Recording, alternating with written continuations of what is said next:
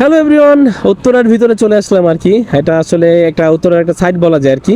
ওই পাশে হলো উত্তরা উত্তর, তারপর উত্তরা সেন্টার, এরকম আর কি। আর এই জায়গাটার ভিতরে যখন আসি তখন মনে হয় যে একটা গুলশান এরিয়ার ভিতরে চলে আসি। সবগুলো বিল্ডিং একই সাইজের, একই সমান। আর দেখা যায় রোডগুলো খুব লিট অ্যান্ড ক্লিন, কোনো ফুটপাথ নাই, কোনো জ্যামজট নাই। মানে একটা আছে না যে একটা মানে বাইরের একটা ফিল কিন্তু এখানে আপনারা পাবেন আর কি। বিশেষ করে এই মাঝখানে যে রোডটা, সেই রোডটাতে। আর মনে হয় না যে এখানকার মানুষ সব রিচ কিড আর কি, এরকম মনে হয় আর কি আমার কাছে আর কি। আর খুব সুন্দর এরিয়াটা, দেখেন খুব সুন্দর। এখানে সামনে এই লেকটা, যেটা এই লেকটা আমার কাছে অনেক ভালো লাগে। যদিও এখন ওরকম টাইম ইস্যুর জন্য আর কি হয়তো ভিতরে যেতে পারবো না, বাট এই লেকটার ভিতরে যদি একটু টাইম স্পেন্ড করতে পারতাম তাহলে হয়তো আপনাদের সাথে আরও ভালো লাগতো আর কি।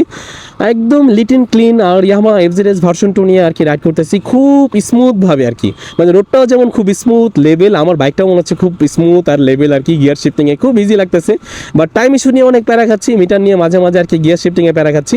বাট এ টু জেড আমার কাছে মনে হচ্ছে না যে এটা খুব রিলেবল একটা বাইক আর একটু কমফোর্টের একটা বাইক বলা যায় আর কি।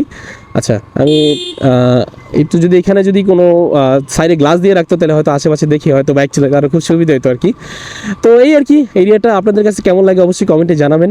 আর ইয়ামাহা এফজেডএস ভার্সন নম্বরকে একটু দালালি করলাম, সেটা আবার মনে করেন না দালালি, বাট আমার আবার পার্সোনাল মতামত আপনার সাথে শেয়ার করলাম। আর এই পাশে একটা জিনিস ভালো লাগে কি, কিছুক্ষণ পরে পরে যখন এই লেকগুলো দেখি না তখন আরও বেশি ভালো লাগে। আর লেকগুলো কিন্তু আসলে ভিতরে লিট অ্যান্ড ক্লিন একদম, মানে ফ্যামিলি নিয়ে যদি বুঝতে পারতাম কিছুক্ষণ তাহলে হয়তো বুঝতে পারতেন খুব সুন্দর একটা জায়গা আর কি। তো যাই হোক, আমি হয়তো গন্তব্যস্থানের পাশাপাশি চলে আসি। এরিয়াটা যদি ভালো লাগে তাহলে অবশ্যই শেয়ার করতে বলবেন না। আল্লাহ হাফেজ, ভালো থাকবেন সবাই।